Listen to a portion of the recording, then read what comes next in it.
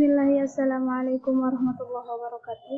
Pada kesempatan kali ini, izinkanlah saya untuk memaparkan materi saya tentang penggunaan sumber daya wirausaha. Yang pertama, yaitu pengertian kewirausahaan. Dari segi etimologi, kewirausahaan berasal dari kata wirah dan usaha. Wira berarti pejuang, usaha berarti perbuatan amal, bekerja, berbuat sesuatu. Jadi, wirausaha adalah pejuang atau pahlawan yang berbuat sesuatu.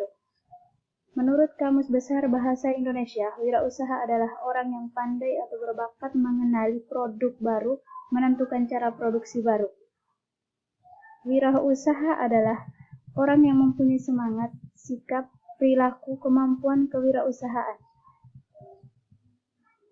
Pengertian kewirausahaan menurut Suparman Sumahamijaya, kewirausahaan merupakan sebuah kemampuan dalam berpikir secara kreatif dan melakukan inovasi.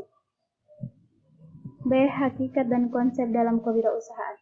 Secara epistemologis, sebenarnya kewirausahaan hakikatnya adalah suatu kemampuan dalam berpikir kreatif dan berperilaku inovatif yang dijadikan dasar sumber daya tenaga penggerak, tujuan, dan kiat dalam menghadapi tantangan hidup.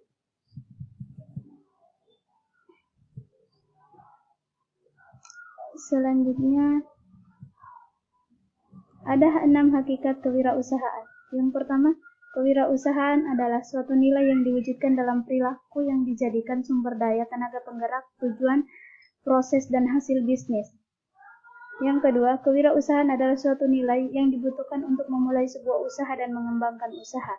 Yang ketiga, kewirausahaan adalah suatu nilai yang dibutuhkan untuk memulai sebuah usaha dengan mengembangkan usaha.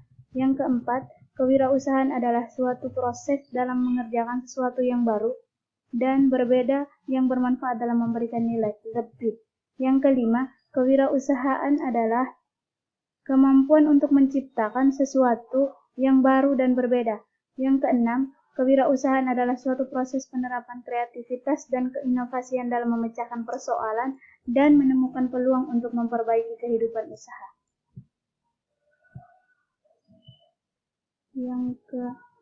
Yang selanjutnya, konsep dasar kewirausahaan.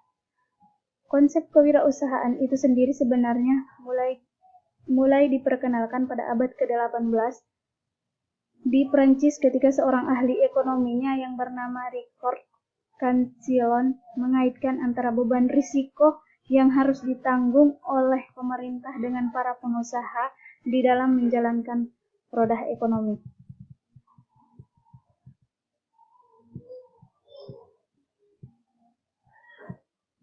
Yang selanjutnya, faktor-faktor motivasi berwirausaha.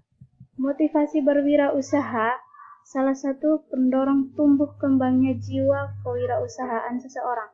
Kesuksesan seseorang seringkali disertai dengan motivasinya yang kuat dalam menjalankan setiap usaha yang dijalaninya. Adapun faktor-faktor motivasi wirausaha adalah 1. Memiliki visi dan misi dan tujuan yang jelas. 2. Inisiatif dan selalu proaktif. Yang ketiga, berorientasi pada prestasi. Yang keempat, mengambil risiko. Yang kelima, kerja keras. Yang keenam, bertanggung jawab terhadap segala aktivitas yang dijalankan. Yang keenam, komitmen pada berbagai pihak. Yang ketujuh, mengembangkan dan memelihara hubungan baik dengan berbagai pihak.